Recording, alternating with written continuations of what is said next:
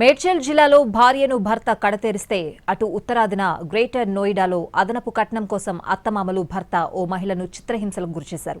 Petrol పోసి నిప్పంటించారు. భర్త అత్త నిక్కిని జుట్టుపట్టి లాగి కొడుతూ నిప్పంటించారు. 4 రోజుల క్రితం జరిగిన ఈ ఘటన ఆలస్యంగా వెలుగులోకి వచ్చింది. నోయిడాకు చెందిన నిక్కికి తీవ్ర కాలిన గాయాలు కావడంతో ఆసుపత్రిలో చేర్చారు. ఆమె పరిస్థితి విషమించడంతో ఢిల్లీలోని సఫ్దర్జంగ్ ఆసుపత్రికి తరలిస్తుండగా ప్రాణాలు కోల్పోయారు. తన సోదరిని అత్తకి వారి హత్య చేశారని మృతురాలి అక్క పోలీసులకు ఫిర్యాదు చేశారు. కేసు నమోదు చేసుకుని దర్యాప్తు చేస్తున్న పోలీసులకు కీలక వీడియో లభ్యమైంది.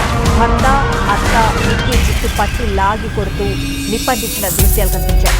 దీంతో నిక్కీ భర్త బిపిన్, అత్త మామ బావుమర్ది సహా 4 కుటుంబ సభ్యుల్ని అరెస్ట్ చేశారు పోలీసులు. 2016లో గ్రేటర్ నోయిడాకు చెందిన నిక్కీ ఆమె అక్క కంచన్ను సిర్సా ప్రాంతానికి చెందిన అన్నదమ్ములకిచ్చి వివాహం జరిపించారు.